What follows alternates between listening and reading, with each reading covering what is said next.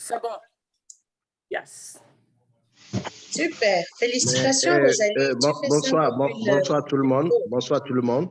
Bienvenue, Jordi. Oui, juste parce que avant de commencer l'enregistrement, essayez de paramétrer Zoom de telle sorte que les gens n'activent pas le micro. Sinon, ça va déranger l'enregistrement après. Vous allez attendre toujours des bruits de fond de gauche à droite.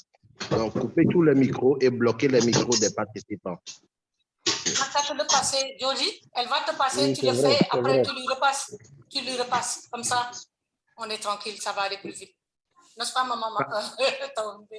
Tu dis quoi? Oh, oui, bien sûr. Bonne Elle te passe le host, tu fais tous les paramétrages et tu lui repasses le host. Non, juste co-host. Elle peut garder le host, mais co-host. Co-host, tu pourras, OK. OK. C'est bon, Jordi, merci.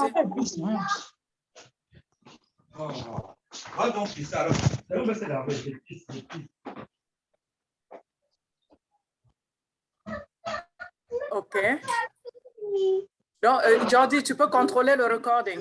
J'ai vu que tu as posé ça.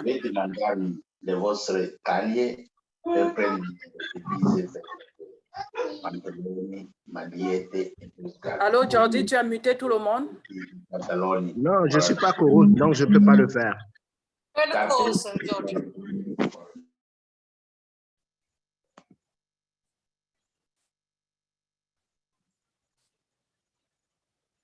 Non, c'est pas. 3. Bien. Donc, nous sommes entre fondateurs ce soir. Félicitations à nous-mêmes. Nous allons avoir une présentation par notre grande Amazone, Hawa Bokum.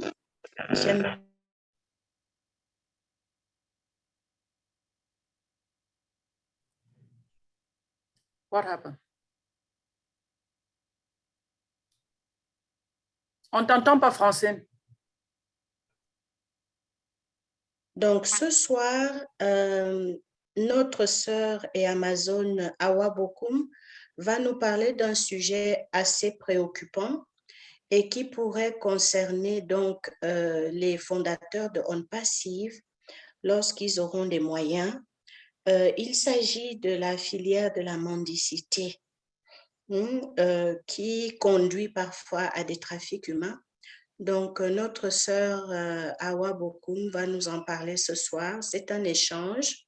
Nous essaierons de limiter nos interventions afin de permettre aux uns et aux autres d'intervenir après sa présentation. Si nous pouvions ne pas dépasser 1h30 de réunion ce soir.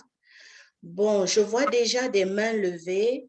Je ne sais pas ce que ça signifie.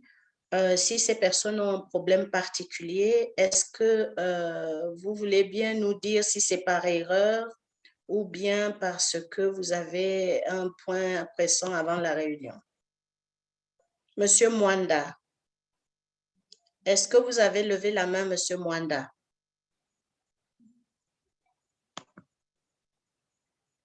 Bon, on va baisser sa main.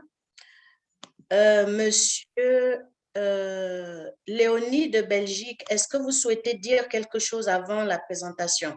Léonie, vous êtes là? Vous êtes là, Léonie? On va baisser la main également. Et je vois que la présentatrice a la main levée également. Donc, on va lui passer le micro. Et la parole à toi, ma grande Amazone. Merci beaucoup, Double Lion de la Teranga et Indomptable. Merci à notre chère Rosalie Taombe depuis Washington. Merci à toute la communauté On Passive. Quel plaisir de vous retrouver aujourd'hui pour une toute première présentation sur notre plateforme de développement personnel, mais rassuré de savoir que nous avons fait de notre mieux pour avoir le maximum de fondateurs dans On Passive. On ne pouvait pas tout faire, mais on a donné le meilleur de nous-mêmes et une nouvelle ère commence. Et cette plateforme s'inscrit surtout dans ce cadre-là. Nous voulons vraiment améliorer notre façon de voir les choses pour que d'ici que la manne financière arrive, nous puissions faire des choses extraordinaires. Nous savons qu'une des choses qui préoccupe beaucoup l'humanité qui préoccupe notre PDG H. Moufarek, c'est le problème de la pauvreté. Éradiquer la pauvreté, mettre fin à la pauvreté, rendre à l'homme sa dignité. Et comment faire cela? C'est toute une chose, c'est toute une stratégie, et nous savons que ce n'est pas quelque chose qui va se faire du jour au lendemain. Et la mendicité se place dans ce cadre-là. Nous savons que la mendicité est un phénomène, bien sûr, qui est aussi vieux que le monde. C'est aussi vieux que le monde, et c'est un problème qui se passe dans tous les pays du monde. Et maintenant, quelle est l'origine même de la mendicité? Le mot mendicité est emprunté du latin mendicité. Le terme mendicité donc est attesté depuis 1278, définissant un état d'indigence extrême, l'état de celui qui demande l'aumône. Mais nous savons que depuis ça, l'eau a coulé sous les ponts. Les mendiants étaient souvent comparés à des gens de pas de seconde nature, mais relégués au second plan. Donc, les mendiants, les gens qui sont en haillons, etc. Mais la mendicité a beaucoup évolué, et de nos jours, nous savons que la mendicité est un phénomène global, c'est vrai. Mais quand il s'agit ici, je veux vraiment m'appesantir sur la CEDEAO, la Communauté économique des États de l'Afrique de l'Ouest, donc que je connais mieux, parce que si on s'étend, on ne va jamais finir, mais on pourra bien sûr dans nos prochains débats en parler davantage. Qu'est-ce qui se passe au niveau de la CEDEAO? La CEDEAO, c'est un même espace économique donc, qui permet la libre circulation des biens et des personnes. Et depuis quelques années, on a vu que le phénomène de la mendicité a pris une ampleur incommensurable. Et nous voyons des hordes de personnes, de femmes, jeunes, enfants, handicapés, faux handicapés, aveugles et que sais-je encore, qui investissent tels des essaims d'abeilles nos villes, nos grandes artères africaines, Dakar, Bamako, Niamey, Cotonou, pour ne citer que ces villes-là. Mais d'où vient ce phénomène de la mendicité? Qu'est-ce qui fait que c'est devenu un phénomène très, très important, même si certaines autorités ont essayé de vraiment d'attaquer les racines du mal. Si on regarde par exemple ce qui s'est passé au Sénégal il y a quelques années, le phénomène vient particulièrement du Niger. Parce qu'il faut faire la différence entre deux formes de mendicité. Nous avons les mendiants qui viennent des écoles coraniques et qu'on appelle au Sénégal les enfants talibés. Vous voyez, talibé, ça veut dire aussi taliban, ça vient de l'arabe, non? Donc, c'est des apprenants. Et le mode d'organisation des écoles coraniques est fait de sorte que ce sont des séminaires d'apprentissage où les enfants sont en interne, donc comme un internat, ils sont pris en charge par les maîtres coraniques et ils vont manger leur déjeuner ou bien leur dîner. Donc, aux heures de repas, ils sortent pour aller demander à la communauté de participer à l'effort donc des daras, de ces écoles coraniques, ou qu'on appelle aussi madrasa dans certains lieux. Mais on a vu de plus en plus, quand nous allons partir plus loin dans le sujet, que ce phénomène-là a pris des ampleurs, ça a été détourné, parce que on voit aussi qu'il y a certains maîtres coraniques qui ne s'arrêtent pas à ce que la religion leur demande de faire.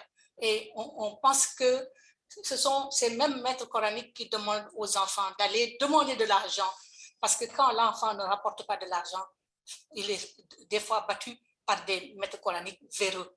Et ce n'est pas ça qui est recommandé par la religion musulmane. La religion musulmane demande à l'enfant d'aller manger, d'aller demander, gagner sa croûte pour apprendre la dureté de la vie, n'est-ce pas? Mais quand on demande à l'enfant d'aller chercher de l'argent, d'apporter de l'argent, ça devient autre chose. Ce n'est plus du yalwan, comme on dit au Sénégal. Ce n'est plus aller participer à l'effort pour manger ensemble, parce que qu'est-ce qu'ils font?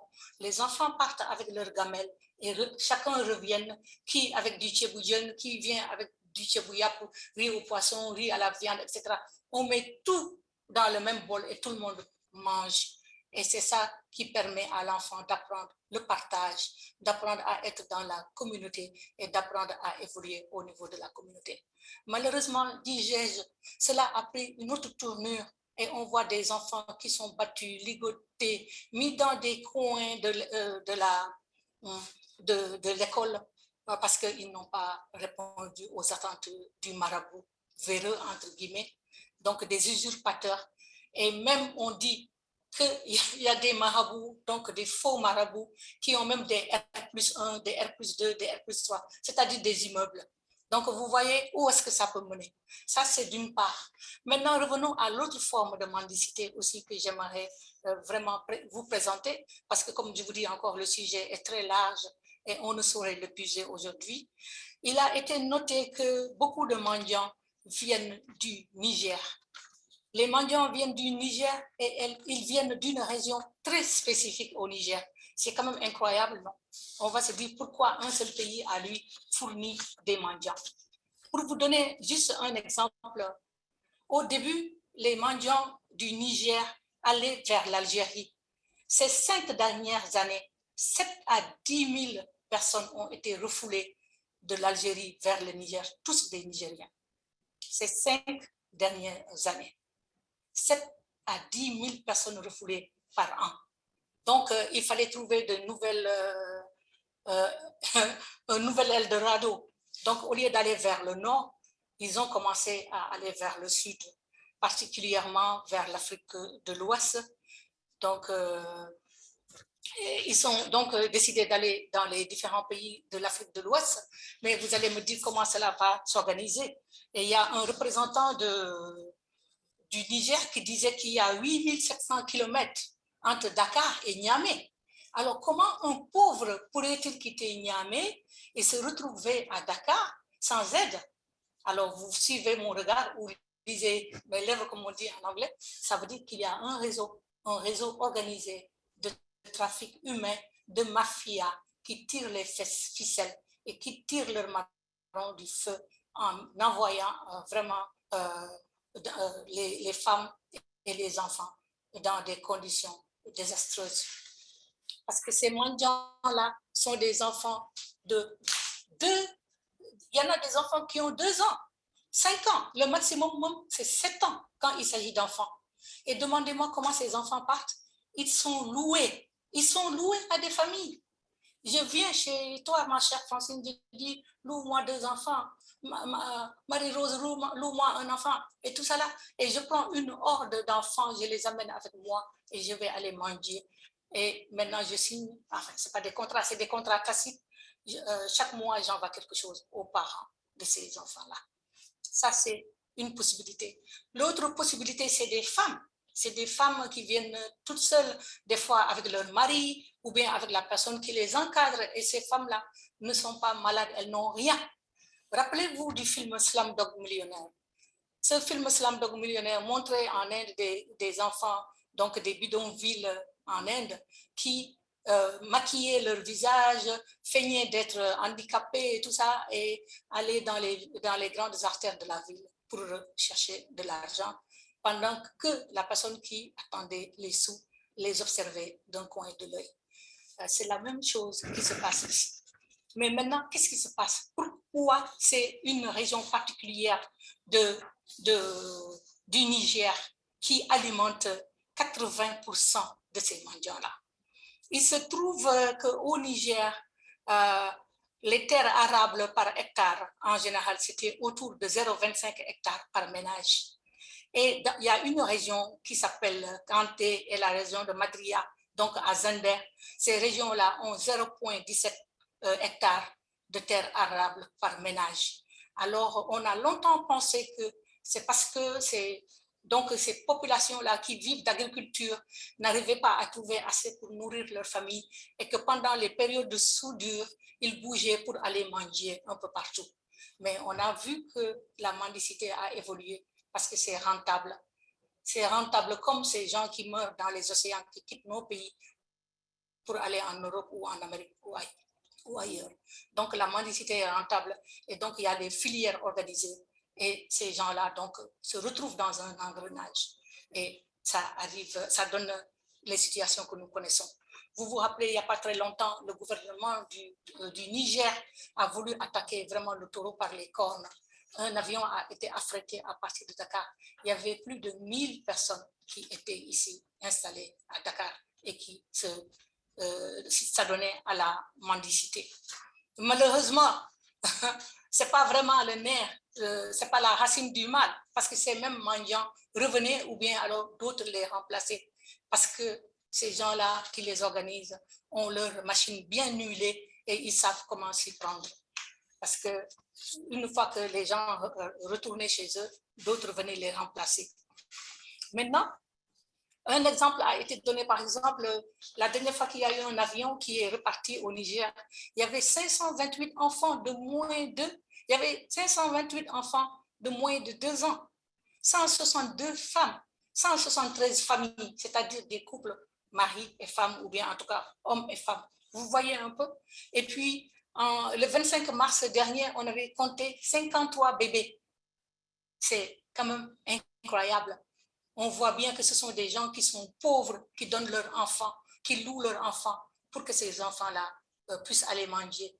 Parce qu'une personne qui s'en sort, même quand je me rappelle du cas de ma Rose, qui nous disait, cette femme-là, qui préparait des cailloux la nuit pour que ses enfants dorment avant qu'elle ne finisse de préparer les cailloux, on voit que cette femme-là ne va pas donner ses enfants pour aller manger. Donc, c'est des gens vraiment qui sont dans une situation de vulnérabilité extrême. Je pourrais en parler davantage, aller encore de long en large, mais je pense que ce n'est pas ce qui est important. Ce qui est important ici, c'est d'introduire le sujet et de voir quel est le problème. Donc, je ne dis pas que tous les mendiants viennent du Niger, parce que même le représentant du gouvernement du Niger disait que même à Niamey, 80% des mendiants viennent de cette région de Zender, mais il y a d'autres mendiants aussi. Et le phénomène même s'est amplifié parce que les mendiants ont traversé depuis le Mali et tout ça, sont venus au Sénégal, etc. Mais il y en a même qui se sont retrouvés au Cameroun, au Ghana, au Gabon, etc., etc. Vous voyez, j'ai vu même des articles sur le Congo et tout ça là concernant le phénomène des mendiants. Donc, ce que je voulais seulement aujourd'hui, chers leaders, c'est d'attirer votre attention sur ce problème-là qui gangrène nos villes. Vous voyez, on parlait l'autre jour de la fuite des cerveaux. On parle des enfants et des jeunes qui meurent dans les océans, mais ceux qui restent aussi ne sont pas mieux logés. Ils sont dans les rues, ils ne sont pas formés et ils meurent de maladies.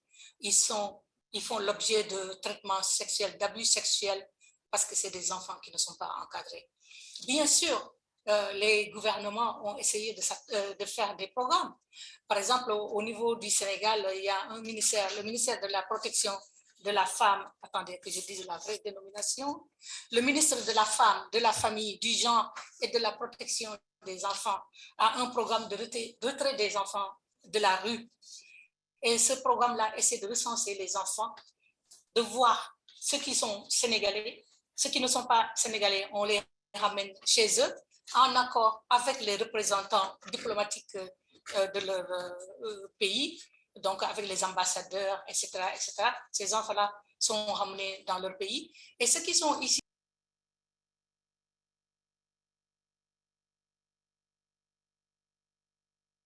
Awa, votre micro, le micro, s'il te plaît. Ton micro est fermé.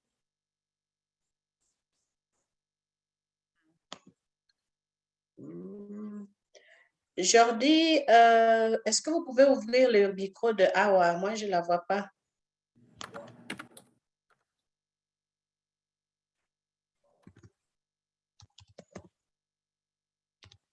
Qu'est-ce qui s'est passé?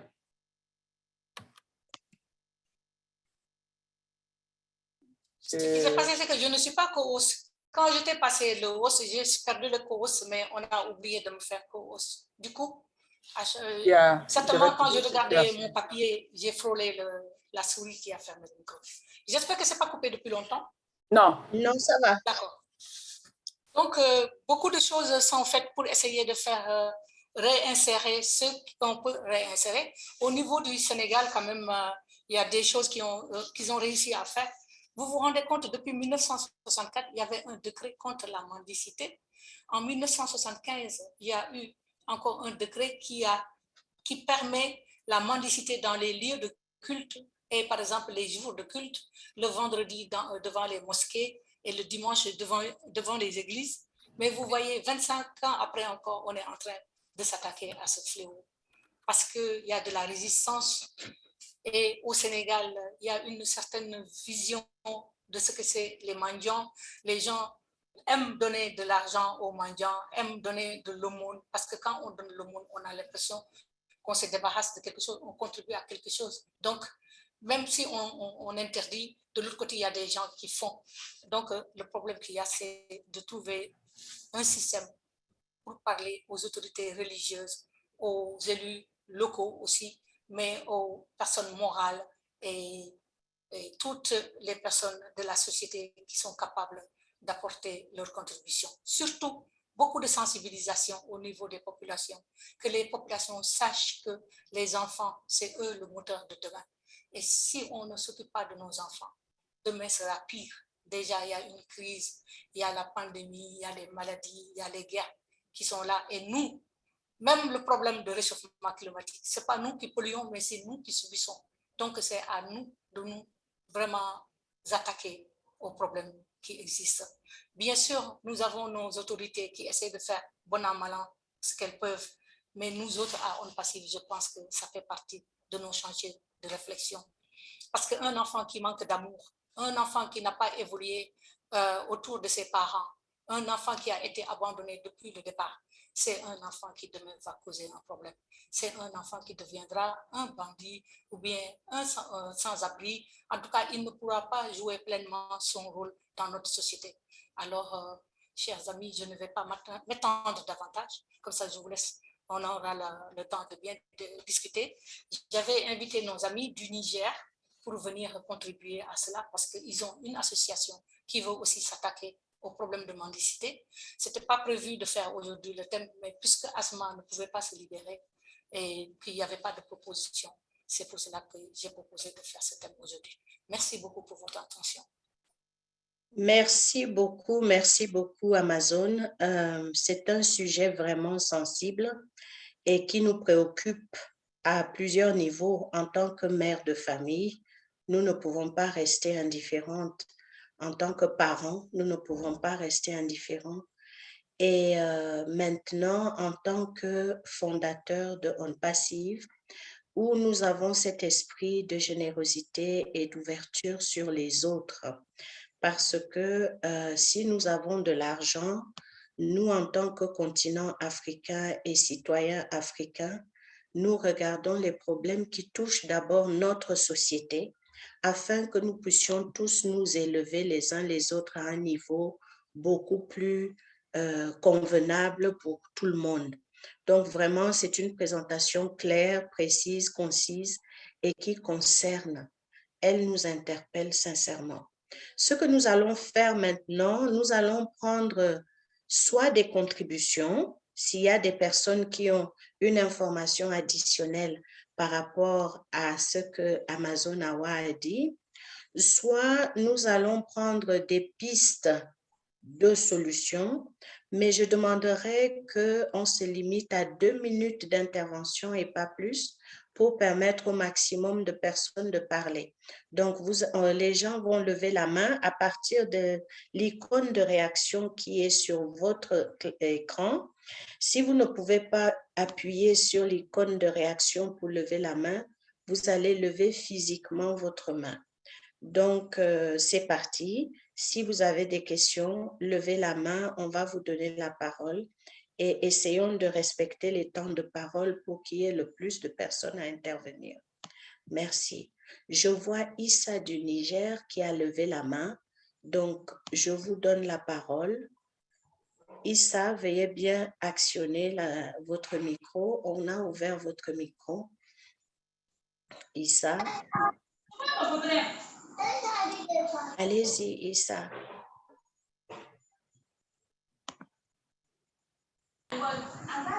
Merci pour la présentation vraiment de son Excellence Hawa Bokoum.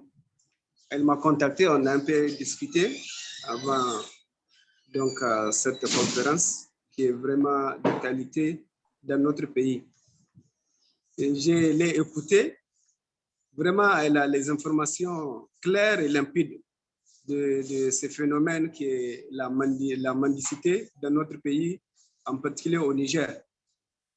Et tout ce qu'elle vient de dire sur la mendicité au niveau de notre pays, le Niger, vraiment, ça m'a beaucoup surpris, quoi. Comment elle a eu ces informations par rapport à nous. Donc, nous la remercions beaucoup, que le Seigneur continue à la fortifier et à la garder. Je suis donc Issa du Niger. Je suis membre fondateur de On Passif depuis août 2021. Donc voilà, je suivais donc les webinaires de temps en temps. C'est vraiment enrichissant, c'est fortifiant, ça nous encourage beaucoup. Maintenant, je reviens sur la mendicité au Niger. C'est vrai, le phénomène vraiment vient du Niger. En particulier, la région qui disait quoi, de Zender, qui est vraiment peuplée et c'était la première, c'était la capitale, donc la première capitale du Niger, Zender, peuplée par des Hausa. Donc, ce phénomène de la mendicité, c'est que son Excellence disait, c'est vraiment culturel, quoi, de notre culture. Même avant la religion, donc nous sommes comment dire, un peuple vraiment qui vit en commun, qui vit dans la communauté. Donc, on aide son semblable, on aide son voisin qui n'a pas quelque chose. Donc, vous voyez, et maintenant, avec la religion chrétienne, musulmane, je ne sais pas quoi encore, cet phénomène était que les enfants, les parents donnaient les enfants quoi? Donc, au maître coranique qui les enseignait et qui les contrôlait, disciplinait. Quand ils sortent, ils partent seulement dans les concessions. Et dès qu'ils arrivent, on les donne quelque chose à manger, on les donne quelque chose et ils les retournent. Donc, vous voyez, mais après, vraiment, ça a pris d'autres formes. Il y a eu des maîtres coraniques qui ne sont pas vraiment, je ne sais pas comment les qualifier. Et chez nous, ils obligeaient les enfants d'amener 100 francs par jour. Et si l'enfant n'amène pas, il est puni. Donc, c'est ça, c'est pour cela il y a beaucoup de vols, beaucoup d'attaques dans la capitale. Mais maintenant, on passe cette phase pour venir à la mendicité comme trafic. Je ne sais pas, il y a des gens qui les prennent de leur village. C'est vraiment comment dirais-je, très, très organisé. Vous voyez, il y a des gens qui sont devant, très organisés. Auparavant, on les amenait en Algérie et à la Mecque. Vous voyez, ils quittaient d'ici jusqu'à la Mecque. Il y a des gens qui finissent tout. Et arrivés à la Mecque, ils vont travailler à la personne, ou bien, je sais pas, à un groupe de personnes. Et s'ils versaient donc le montant demandé, tout le reste les appartient, quoi. Donc, vous voyez, et ainsi de suite, et jusqu'à ce que l'Algérie, après le Covid, là, tout le monde était rentré chez eux. Et maintenant, ils sont en train de partir vers le Sénégal, de quitter Niamey, Ouaga, Bamako, jusqu'à Dakar. Donc, vous voyez, et actuellement, ils ont renvoyé l'État ghanéen et l'État nigérien. Ils ont envoyé un avion pour prendre 654 personnes, enfants, femmes et hommes, vieillards confondus. Et on les a amenés dans la capitale, déposés. Vraiment, même ce soir-là, j'étais dans les environs, je les ai vus quoi, vers le stade national, là où on fait le football. On les a déposés là-bas. À l'air libre, ils sont là-bas. La nuit, cette nuit-là, j'étais dans les environs, il n'y a personne. Donc, eux tous vont aller faire la prostitution, quoi. Ils vont se prostituer. Les enfants sont dans la rue. Vous voyez, quand tu négliges un peu, on te prend ton portable dans ton véhicule et ainsi de suite. Donc, ce phénomène-là est très, très, très, très dense. Vraiment, je ne sais pas comment remédier à cela. Et j'ai organisé une réunion avec quelques membres de cofondateurs de One Passif pour créer une ONG pour voir comment on peut vraiment donner un coup de main à l'État. L'État ne peut rien faire, vraiment. L'État les a amenés là-bas. Et de Niamey, ils sont censés prendre des bus dans leurs frais pour retourner de leur village. Où est-ce que vous voyez ce qui se passe? Donc, je ne sais pas vraiment comment nous pouvons remédier.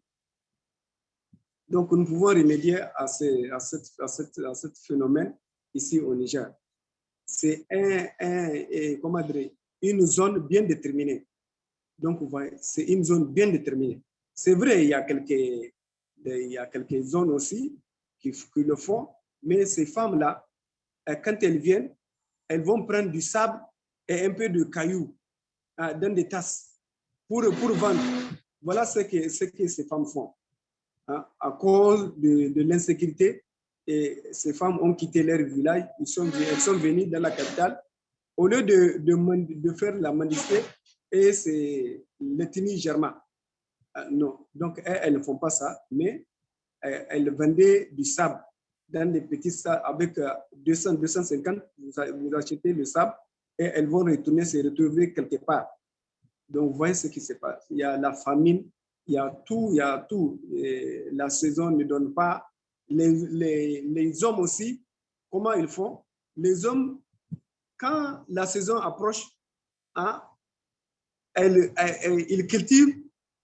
Après la récolte, ils vont encore prendre des femmes, donner des enfants et encore les chercher pour aller faire la mendicité. Donc, vous voyez ce qui se passe. Il y a beaucoup de phénomènes, il y a beaucoup de, je ne sais pas, au niveau de l'État aussi, doivent faire des efforts.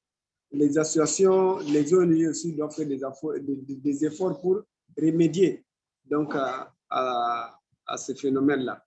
Voilà, nous, ici, on a voulu créer, et donc on a créé, donc on est en train de faire des statuts et les textes pour avoir de l'agrément et essayer de voir comment, avec One Passif, nous allons aider l'État, le gouvernement, à un peu diminuer donc, ces phénomènes-là.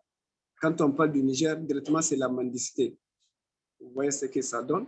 Donc, pour ne pas dépasser les 2 minutes, ou bien je les ai déjà dépassés. Ah, Monsieur Issa, vous avez pris plus de 20 minutes. OK, je vous donne le micro. Non, on a besoin que tu nous donnes le micro. On t'a entendu et puis, oui, Francine, vas-y. Merci beaucoup, Issa, pour ce complément d'information que vous avez apporté à la présentation de Amazon Awa. C'est une bonne chose d'avoir déjà un petit groupement autour de On Passive qui puisse commencer à réfléchir à cette question-là. Elle est transfrontalière et nous ne pouvons pas nous cantonner seulement à un endroit, mais c'est bon de savoir que le plus grand contingent vient de Zinder au Niger. C'est une bonne chose et nous tous ici sur la plateforme, nous pouvons commencer à réfléchir comment faire pour aider à amoindrir ce phénomène et à pousser les gens dans la rue pour mendier. Donc, on va donner la parole à San. Je vois San qui a la main levée. San, vous voulez bien prendre le micro, s'il vous plaît, si vous êtes là? Allô? Oui, bonsoir San, on vous entend. Bonsoir, le top leader. Nous sommes tellement ravis d'être fondateurs. Merci à vous pour tout le travail que vous faites pour nous. J'ai une très petite question qui me préoccupe. Quand je vais envoyer un message comme ça pour vous saluer, je n'ai pas envie de lever la main, mais quand j'écris message, je n'arrive pas à envoyer. Je ne sais pas, il y a quel problème. Jordi, vous pouvez prendre la question, s'il vous plaît, si vous êtes là, Jordi. Allô, Jordi? Bon, Jordi apparemment n'est pas connecté. Vous voyez sur votre ligne de statut, il y a une petite icône ronde avec un petit point qui descend. Est-ce que vous voyez ça? Oui, Voilà, vous appuyez dessus et ça va vous permettre d'écrire un message. d'accord.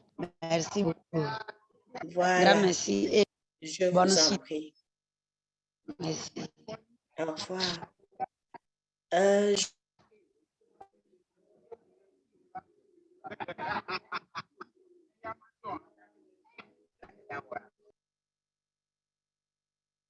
Oui, chef Je ne fondateur. vois pas les mains réagissant. levées. Oui, nous n'avons plus de mains levées, mais bon, on attend la réaction des fondateurs. Nous avons compris la situation au Niger et comment est-ce que nous pouvons faire face à une situation comme ça. Parce que là, c'est pénible. Hein? Les enfants de 2 ans, ça me fait pleurer vraiment. 2 ans, 3 ans, 7 ans, on les détache carrément de leurs parents. Ils sont dans la nature comme ça. Moi, je ne sais pas. J'invite tous les fondateurs, participons. Oui, on a Grâce Boa qui a levé la main. Désactive ton micro. Oui, bonjour, bonsoir. En Bonsoir, fait, Grâce. oui, je voudrais réagir beaucoup plus par rapport à des propositions parce que je me dis, une situation comme celle-là, bon, voilà, il ne faut pas rester sans rien faire, d'autant plus que les enfants sont l'avenir de demain, quoi. Mais je me dis, peut-être qu'on pourrait penser un peu à une sensibilisation par la comédie, par exemple. C'est-à-dire que voir dans quelle mesure on pourrait travailler avec des gens qui font dans la comédie pour pouvoir faire passer le message. Parce que la sensibilisation des parents est très, très importante. Mais pour sensibiliser les parents, il faut essayer d'utiliser des méthodes qu'ils vont comprendre, quoi. Donc, voir dans quelle mesure on pourrait travailler avec des comédiens et faire passer le message, faire des scénarios. Excusez-moi un peu.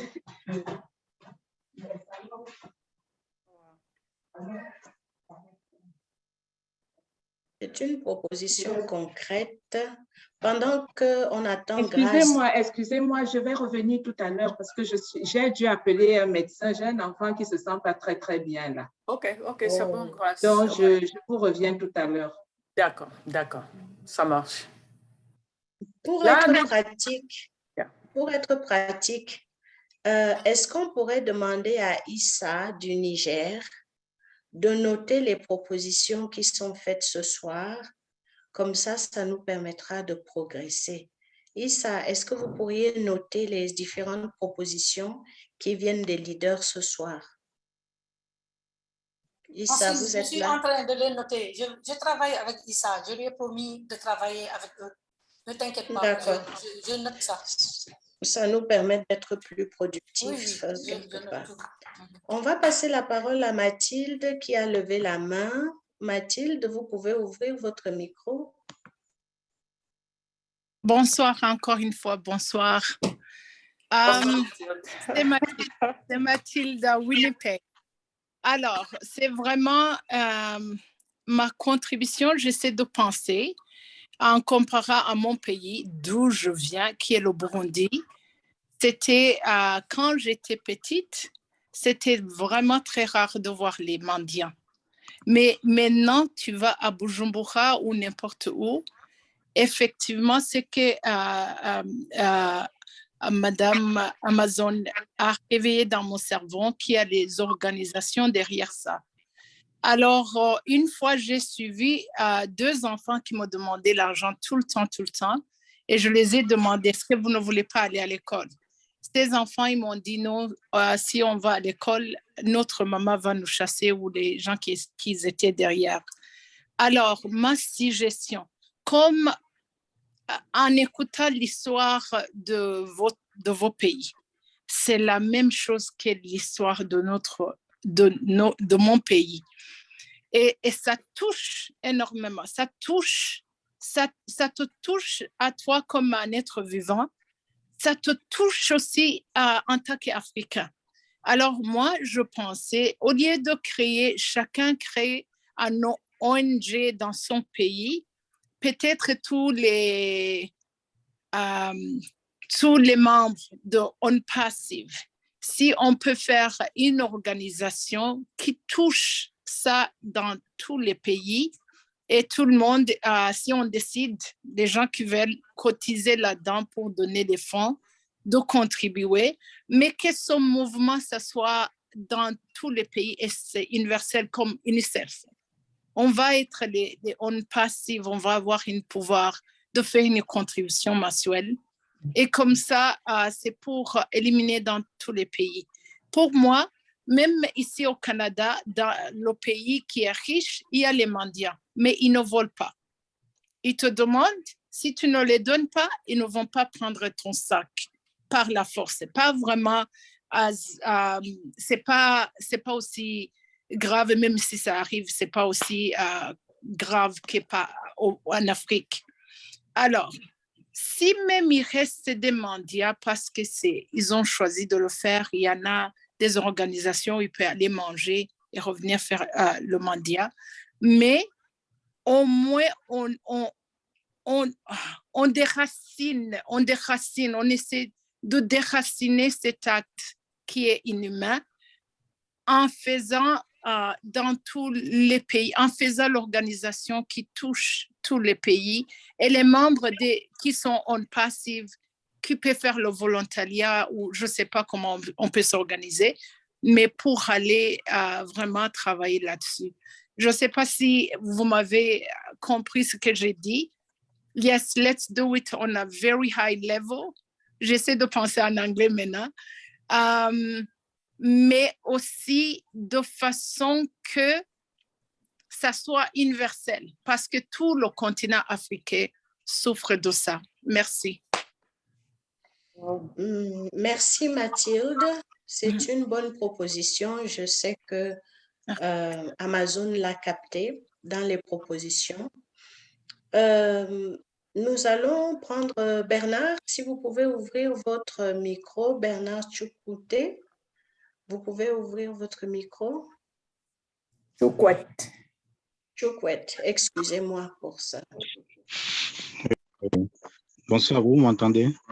On vous entend bien, Bernard. Bonsoir, vous. Bonsoir, Amazon. Oui. Ce qu'elle a dit, c'est dans tous les pays africains. Et on fait là une organisation au gouvernement de chercher à éliminer cela. Et ma proposition pour aider, nous pouvons passer par au bloc qui est à On Passif. Comme l'avait dit Dr. Georgie, s'il y a une aide, on peut participer à $1 par personne, ce serait beaucoup d'argent. Et cet argent ne devrait pas verser au gouvernement africain. Les gouvernements africains gèrent trop mal les choses. Cet argent peut être géré par On Passif. On peut désigner un groupe On Passif dans les pays, on verse cet argent, par exemple l'agriculture, l'élevage, ainsi de suite, pour sauver ces gens-là. Et surtout, j'ai dit bien, comme c'est une organisation, ce n'est pas facile que nous, les simples gens, nous détruisons ça. C'est au gouvernement d'éradiquer cette organisation. Parce que nous n'avons pas ce pouvoir. Nous pouvons avoir l'argent pour les aider, mais s'il y a des gens derrière qui ne veulent pas, on ne peut pas. C'est au gouvernement d'éradiquer de voir comment lutter contre ces gens-là. C'est ma proposition. Aussi, pardon, je voulais... Pardon, Bernard, vous avez des écouteurs? Bernard, vous avez des écouteurs? Madame Awa, elle avait dit qu'elle devait prendre... Vous avez des écouteurs aux oreilles? Non, je n'aime pas d'écouteurs. Non. On vous entend ça, on vous entend difficilement. n'y a pas quelque chose de branché. OK, d'accord. J'aime pas les écouteurs. Oui, C'est allez-y. écrit sur votre connexion. Vous m'entendez maintenant? Stable. Oui, allez-y, Bernard. Oui, comme je suis au Cameroun,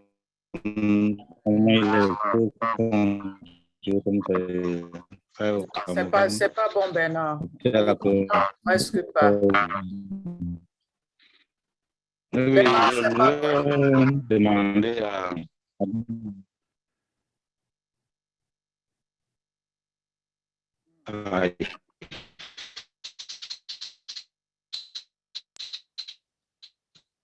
Peut-être que Bernard a 2 appareils connectés, hein, maman Rosalie. C'est possible aussi.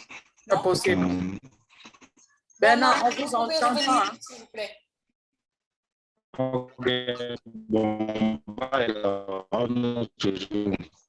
OK.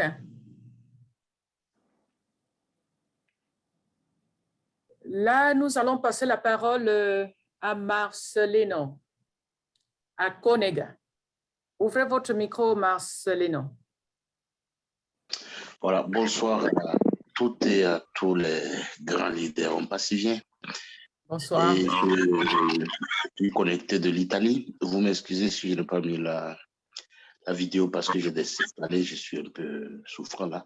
Donc, j'ai enlevé la vidéo. Pas grave. Mais, et je voudrais dire rapidement mes sincères félicitations à tous leaders et toutes leaders de Homme Passif pour le travail bien fait depuis le début jusqu'à la fermeture des inscriptions des hauts-fondeurs.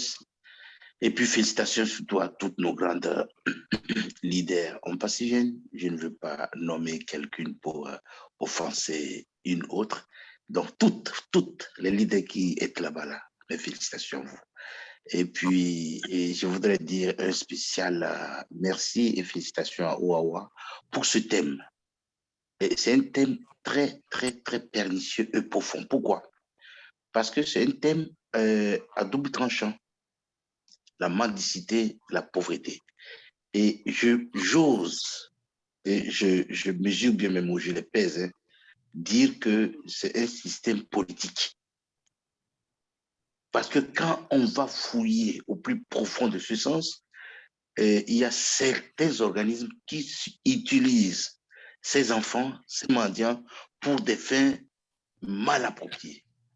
Voilà pourquoi même les gouvernements réussissent mal à peine à éradier ce phénomène. Ça, je vous l'avoue et je peux vous donner les preuves.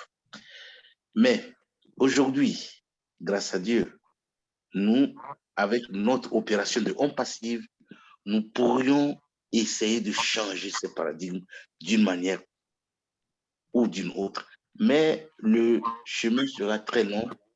Il va falloir travailler chaudement là-dessus, mais nous réussirons à éradier cette pauvreté, de mendicité dans ces pays-là. Et je vais vous donner seulement un petit exemple. Moi, je suis togolais. En 1994, j'étais revenu de l'Espagne et j'étais dans une grande ferme. Là, c'était des peuls qui étaient autour de nous. Ces peuls n'envoyaient pas leurs enfants à l'école. Parce que oui, les enfants doivent travailler au champ. Alors, qu'est-ce que j'ai fait? Je suis allé vers n'importe quel peul en lui disant, si tu envoies ton enfant à l'école, chaque mois, je te donne 200 francs CFA. Alors, tous ont accepté d'envoyer leurs enfants à l'école. Et les enfants ont été instruits. Ils ont été à l'université. Mais aujourd'hui, j'ai quitté là il y a plus de 30 ans. Je ne sais plus si ça continue ou pas.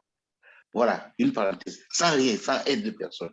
Mais nous avons essayé de changer la situation. C'est-à-dire que c'est chacun de nous qui doit apporter sa pierre pour qu'on puisse arriver à un développement ensemble. Je vous remercie et félicitations à toutes et à tous. Ciao, ciao. Merci pour votre intervention qui reflète effectivement la situation sur le terrain. Il est certain que si nous prenons des actions qui vont occuper les personnes avec une incentive, une compensation, il est possible d'obtenir des résultats. Mais comme on l'a déjà souligné, le pouvoir politique est très fort et les enjeux sont différents dans ce domaine. Ce sera à ONPASSIV de penser à des moyens, comment contourner et pouvoir travailler avec les pouvoirs en place selon les pays. Parce que c'est un problème transfrontalier. Il ne concerne pas seulement le Niger. Bien sûr, il peut être plus accentué dans certaines zones, mais le problème est vraiment récurrent dans tous les pays en Afrique. Je vois Marose qui a la main levée. Est-ce que vous pouvez ouvrir votre micro, Marose?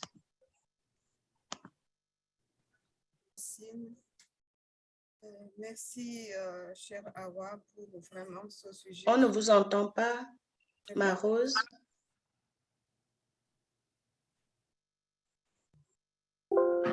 Là, c'est bon? Oui. Augmentez le volume. Levez juste un peu la voix. Je suis assez... Bon, OK. Donc, c'est l'émotion, vous savez. Merci, chère Francine, de me donner la parole. Merci, chère Awa, pour ce sujet vraiment qui est abordé. C'est un sujet... S'il te plaît, Marose, je ne t'entends pas et je prends les notes.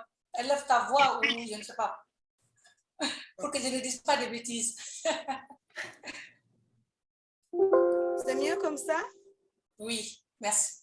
Je disais merci à Francine qui me donne la parole et merci à Awa pour ce sujet vraiment que tu nous as apporté. C'est vrai que c'est un sujet qui concerne tout le continent africain. Même en Europe, ici, vous savez, ici en France, je vais parler de France.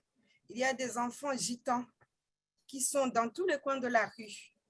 Des enfants de 3 ans, de 2 ans, donc au feu rouge, dans des différents coins de la rue et qui se tendent la main, qui sont là pour mendier. Et tu vas pas, c'est difficile de pouvoir les encadrer en fait. C'est vrai que c'est un réseau qui est organisé. Il y a des gens qui sont riches, ils viennent avec des voitures et ils déposent les enfants très tôt le matin quelque part pour qu'ils mendient. Après, ben, ils vont les récupérer en un certain endroit pour pouvoir donner ce qu'ils ont pu récolter. Vous voyez, c'est un fléau qui est quand même un peu partout, même dans les pays développés, mais quand même, c'est très prononcé dans nos pays africains. Moi, je sais, Mathilde a déjà parlé du Burundi, mon pays, je ne vais pas y revenir. Mais moi, ma petite contribution, c'était quoi? C'était par rapport à l'organisation administrative de l'intervention pour pouvoir combattre ce fléau. Il faut que vraiment on s'approche des ministères des différents pays qui ont dans leurs attributions la famille, les enfants, etc., pour pouvoir collaborer avec eux. Également, les organisations sociales, comme les ONG qui sont sur place. Pourquoi pas les organisations aussi religieuses? Il est vrai que même notre sœur Awa nous a parlé des imams qui peuvent être, ce n'est pas que des imams, c'est dans toutes les régions, ma chère. Il y a des gens qui sont vrais et on les reconnaît par leurs fruits. Mais il y a quand même des gens qui sont bien, qui ont le cœur sur la main, qui sont dignes de confiance, avec lesquels on peut travailler. C'est très important. Nous sommes dans ONPASSIV, c'est vrai, plusieurs d'entre nous, bon, c'est plusieurs pays qui sont représentés, mais là où nous ne pouvons pas aller, il faut qu'on mette en contribution, on cherche à collaborer avec ces différentes organisations, donc publiques et sociales plutôt. Et notre sœur Mathilde a évoqué une structure qui pourrait être similaire à UNICEF. C'est une bonne chose, mais maintenant, il faut aussi étudier la gestion, comment ça pourrait se gérer. Hein? Il faut étudier d'une façon approfondie afin d'aboutir à une efficacité qui arrange tous les pays parce que nous sommes tous concernés. Évidemment, il y a des pays qui sont vraiment plus touchés que les autres, on n'en disconvient pas. Et moi, personnellement, ça c'est moi, vous n'êtes pas obligé de suivre ma pensée. Pourquoi pas commencer par le Niger, cette situation que Awa vient d'évoquer, puisque c'est le premier de ces pays. Pourquoi pas nous immobiliser pour vraiment, parce que celui qui arrose sera arrosé, mes bien-aimés. Voilà.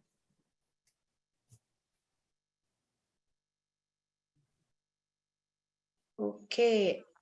Docteur Apollinaire, vous avez la parole.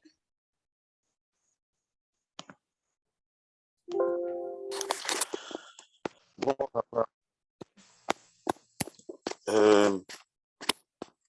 moi, je voudrais dire, c'est un sujet vraiment très intéressant. Et ce qui doit nous caractériser, nous,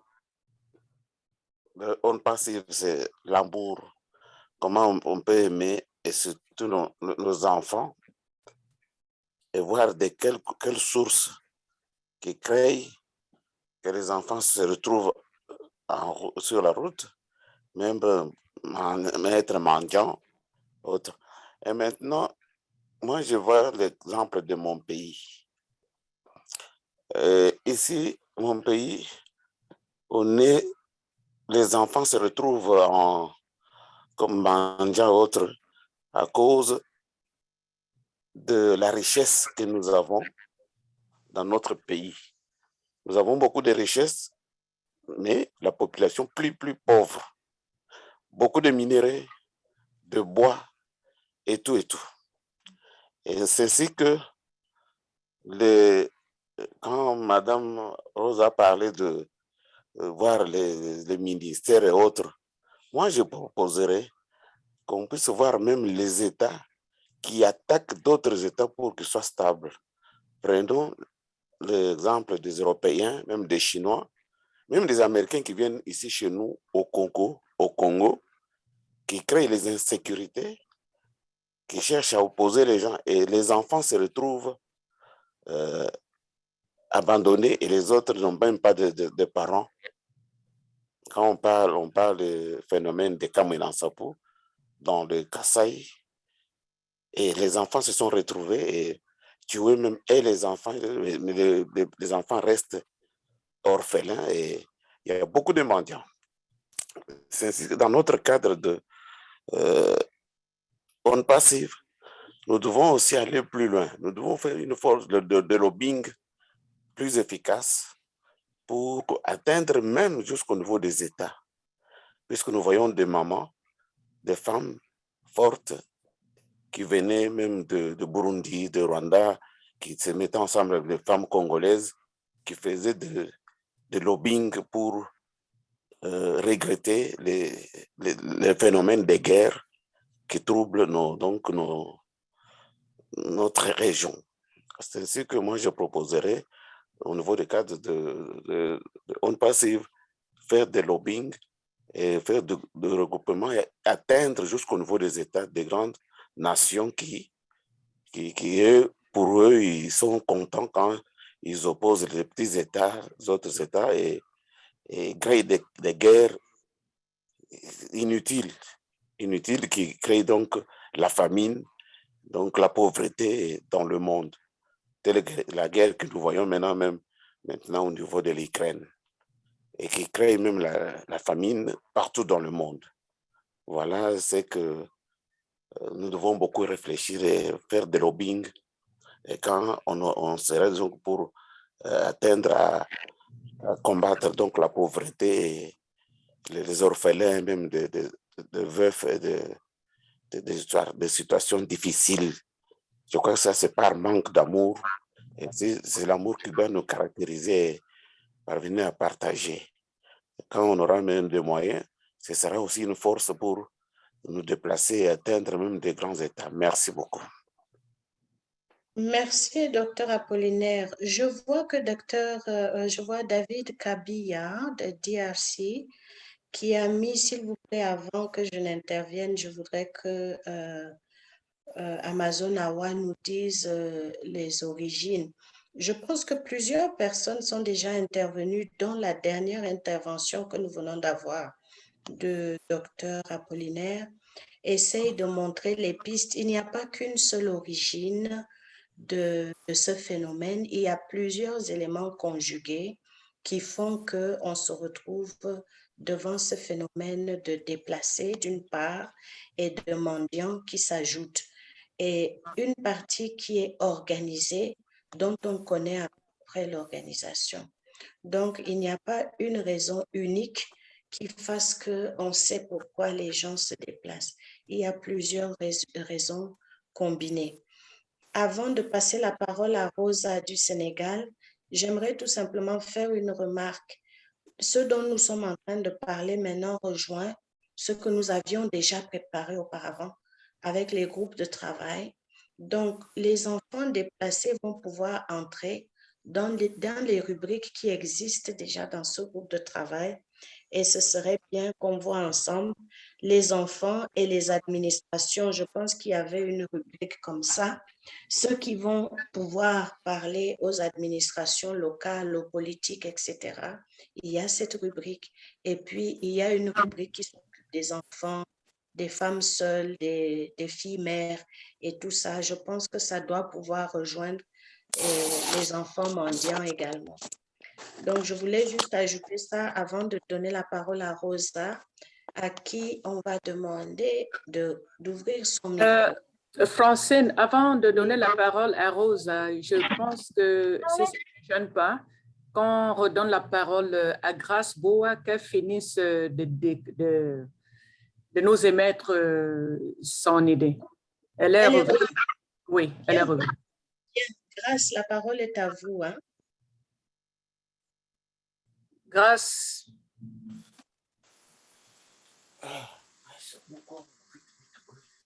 Que son micro n'est pas activé. OK, c'est bon. Ah, c'est bon, d'accord. OK, merci beaucoup. Je suis désolée pour le contretemps de tout à l'heure. J'ai une petite qui ne se sent pas super bien. Donc, j'avais appelé le médecin et il était au téléphone. Donc, c'était pour ça. Donc, vous m'excusez pour ça. Non, ça va, maman.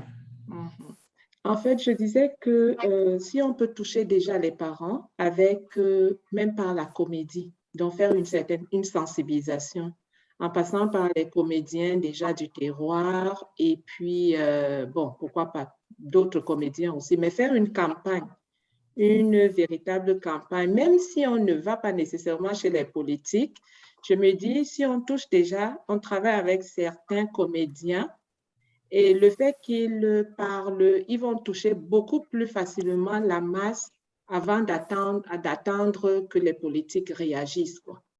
Bon, déjà, la sensibilisation en commençant par là. Et naturellement, ça rejoint, comme disait Francine tout à l'heure, l'éducation des enfants, la prise en charge des enfants. Et voir donc dans quelle mesure ceux qui, bon, là par exemple, c'est un projet qui me tient à cœur, mais voir dans quelle mesure on peut apporter l'éducation, la bonne école, la bonne formation à l'enfant chez lui, sans qu'il ait à se déplacer. Parce que c'est surtout ça le véritable problème, que l'enfant ait l'impression que le développement est venu le trouver sur place et que les gens n'aient pas envie d'aller ailleurs pour avoir aussi ce niveau de vie, ce développement et toutes ces connaissances-là. Ce sont les deux choses qui me sont passées par la tête. Et naturellement, au niveau de l'école, dans le milieu rural, ainsi de suite, aller les rejoindre, quoi. Ça, on peut très bien développer. C'est tout un projet que j'ai. Donc, voilà, que j'aimerais bien partager aussi à un moment donné. C'est ce que je voulais dire, quoi, pour apporter un peu des pistes de solutions un peu. Formidable, c'est fantastique. C'est une idée merveilleuse. Et c'est vrai que le développement irait vers les gens et non les gens à la course du développement. Ceci dit, c'est un gros concept aussi, parce que le bien-être, ça se discute. Mais c'est très intéressant comme idée, effectivement. Rosa, on va vous demander d'ouvrir votre micro. Si vous pouvez prendre la parole, s'il vous plaît. Rosa. Merci. Oui, bonsoir tout le monde. Bonsoir. Merci vraiment pour la pertinence des thèmes de ce soir. Donc, c'est vrai que comme Amazon l'a développé, le problème de mendicité est un problème réel.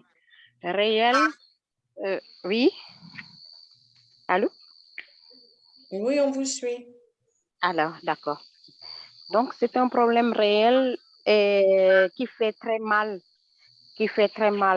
au cœur, parce que si on voit, par exemple, les enfants dans les rues au moment du froid, ça fait très mal. Ça fait très, très, très mal des enfants qui sont habillés en haillons pieds nus et qui font les artères vraiment dans des conditions vraiment difficiles.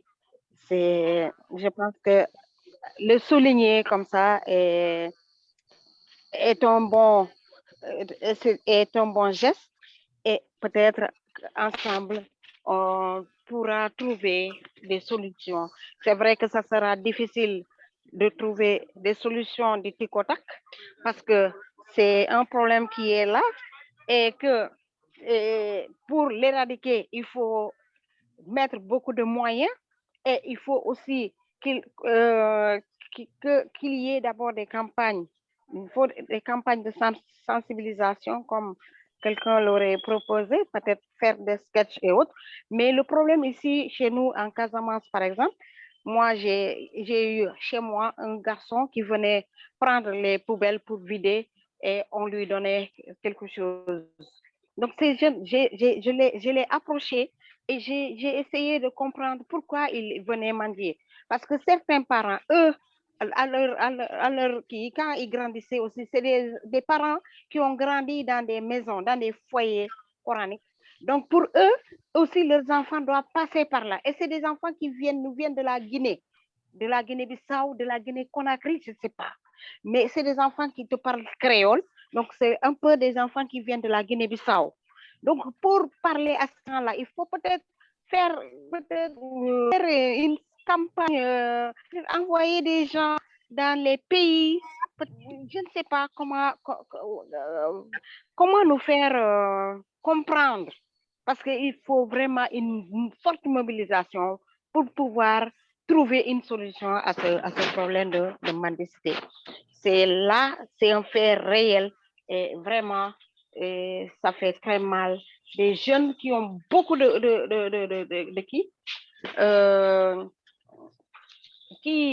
qui ont beaucoup, qui devaient être à l'école et avoir une éducation peut-être pour assurer leur avenir, mais malheureusement, qui sont laissés à eux, qui sont laissés à la merci des marabouts, et vraiment c'est dommage. Merci. Merci beaucoup, Rosa. Merci, Rosa. On va passer la parole à David Kabia. Vous pouvez ouvrir votre micro, David. Merci. Bonsoir, bonsoir. Bonsoir, David. Votre micro, le volume est un peu bas. En tout cas, ça va maintenant? Essayez de monter le volume, on vous entend faiblement. Oh là là. Je suis sur le téléphone, c'est pourquoi il y a tous ces mouvements-là. Alors, laissez-moi fermer ma vidéo, comme ça je vais parler tout près de mon téléphone. Voilà, j'ai écrit tout à l'heure là. C'est un très bon sujet, mais c'est un peu vraiment très, très délicat parce que jusque-là, moi, je ne vois pas clair les causes de ça. On peut s'attaquer à un problème que quand on connaît bien les causes, les origines. Maintenant, d'après un livre que j'ai moi lu ici, de Jacques Daniel, un auteur là, qui a écrit sur créer une entreprise et gérer une entreprise.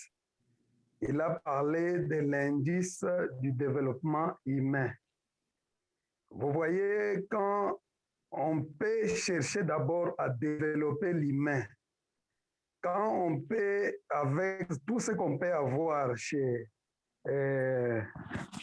on passive, chercher d'abord à, avec la commission santé, éducation et formation, si on pouvait arriver d'abord à former des individus afin qu'ils puissent voir comment décourager les parents à laisser les enfants aller sur les riz, commander tout ça. C'est un problème de développement d'abord humain. Parce que l'auteur a montré qu'il y a un pays qui n'a pas tellement de richesses dans les sous-sols ou tout comme des richesses dans le pays, mais vous voyez que ce pays-là affiche quand même un indice de développement humain élevé par rapport à un pays peut-être qui a beaucoup de richesses dans les sous-sols, mais l'indice de développement humain dans un pays très riche là, ça devient toujours trop bas. C'est comme le pays du Nord qui devrait être dans des conditions très difficiles parce que là-bas il fait très froid, mais vous les trouvez, ils sont en train d'être développés plus que les pays du Sud. Il a parlé des choses comme ça, il a cité Israël, il a cité aussi d'autres pays aux alentours d'Israël. Il a cité les Ghana, il a cité aussi les pays qui sont sur la même latitude que les Ghana.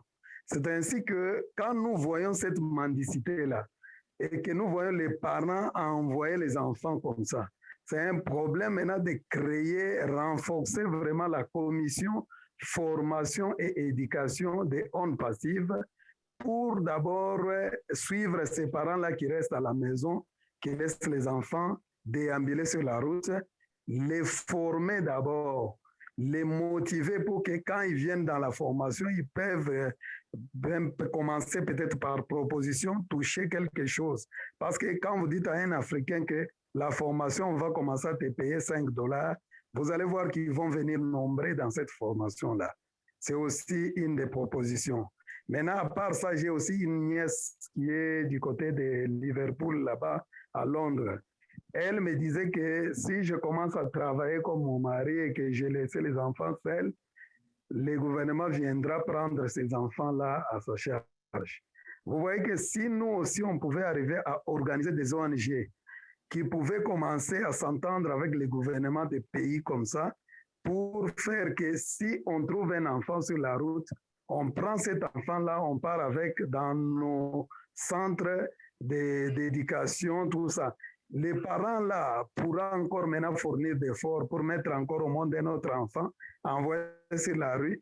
Il va perdre son enfant parce que voir l'enfant, on va vous donner des conditions, commencer à les visiter au moins une fois par mois, tout ça, des choses comme ça.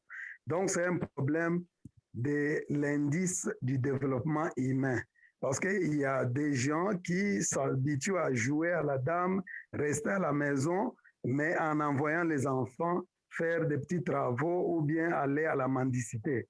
C'est ainsi que moi, je comprenais que nous devons renforcer beaucoup plus avec nos finances la commission qu'on avait la fois prise pour formation et éducation, aller créer une formation, mais que cette formation-là soit vraiment une formation un peu motivée avec de l'argent aux participants. On donne quelque chose aux participants pour les pousser à venir entendre et dire que nous avons les soucis de décourager, comme notre leader a parlé aussi de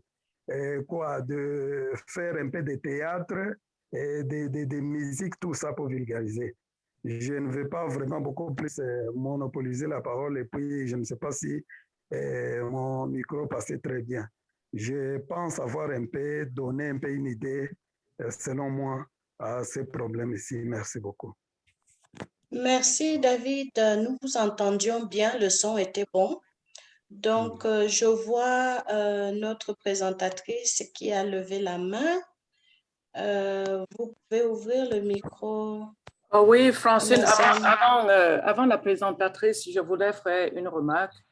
Si vous regardez le chat, vous voyez des énormités que quelqu'un écrit là. Donc, il vient ici, il dit, avec un passé, il va pouvoir trouver une femme, épouser une Africaine. C'est pas pour ça qu'on est ici. Et quand Rosa parlait, il dit, Rosa, j'ai envie de te voir. Ta voix est jolie. Donc, je l'ai immédiatement éjecté de la salle. Donc, on n'est pas ici pour perdre le temps. On est ici pour mettre nos idées ensemble, pour pouvoir voir comment aider nos compatriotes, aider nos enfants, aider nos sœurs, nos frères qui souffrent. Donc, on n'a pas besoin de ce genre d'attitude ici. Oui, Amazon, tu as la parole. Maman. Ce ne serait pas un intrus par hasard. Il faut aussi être vigilant. Ça peut arriver.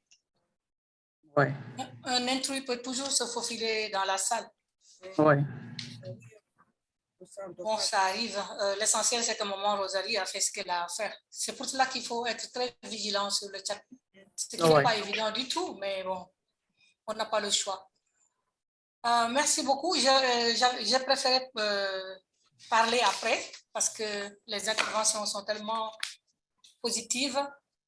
Et pour répondre à notre cher leader David Kabouya, si vous avez suivi au début de la présentation, j'ai dit qu'au niveau, en tout cas, de l'Afrique de l'Ouest, le contingent le plus important vient du Niger, de la région de Zender, du fait qu'au début, il y a quelques années, 30 ans, c'est la région où il y avait un problème de productivité agricole. Et pendant les périodes de soudure, les gens ont tendance à aller chercher ailleurs comment nourrir leur famille, comme les gens avec leurs troupeaux et tout ça. Et il y a notre ami du Niger qui nous a expliqué aussi, c'est une zone peuplée de Haoussa et autres qui ont l'habitude aussi de bouger. Et il y a toujours l'entraide dans nos communautés. Hein. Au début, ce n'est pas vraiment de la mendicité, mais après, puisque ceux qui aident n'ont plus les moyens d'aider, on va aller chercher ailleurs et petit à petit, on bouge, on va plus loin. Voilà. Il y a une chose qui est très importante que je n'ai pas pu, que j'ai oublié de dire. La mendicité a été interdite au Niger en 2011. Savez-vous pourquoi? Il y a eu 92 femmes et enfants qui sont décédés dans le désert en allant en Algérie. 92 femmes et enfants étaient mortes de soif. Et donc, elles sont mortes dans le désert. C'est à partir de là que le gouvernement du Niger a décidé d'interdire carrément la mendicité. Ça, c'est très important. Sinon, bon, j'ai pris les notes pour toutes les propositions qui ont été faites et je salue celle de Grâce qui est même faite ici au Sénégal parce que dans nos sociétés africaines, la parole est très importante. Et je pense que la conscientisation, comme on dit, ça passe aussi à travers la parole. Les gens, ce n'est pas tout le monde qui regarde la télé. On peut passer par les télés aussi, d'autres médias. Mais la parole, les théâtres, les scènes, des animations au niveau du village. Et puis, il y a ce qu'on appelle les radios rurales en ce qui concerne le Sénégal. Le ministère du Développement de la Femme et de la Protection des Enfants fait beaucoup de campagnes par rapport à ça. Et c'est vrai qu'on rapatrie les gens dans le pays. Rose avait dit ça tout à l'heure. On rapatrie les gens, mais il y a ceux qui sont ici, hein, aussi qui sont très importants. Et je vous ai parlé des marabouts véreux qui ont construit leur immeuble grâce aux enfants mendiants. Est-ce que je peux vous raconter une anecdote? Les mendiants ont une tontine. Il y a des mendiants qui ont des tontines. Vous vous rendez compte? Chacun va mendier. Ça, c'est les mendiants organisés.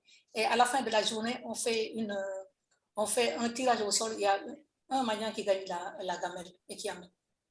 Peu importe combien il y a là-dedans. Et demain, encore, on fait un tirage. Vous voyez?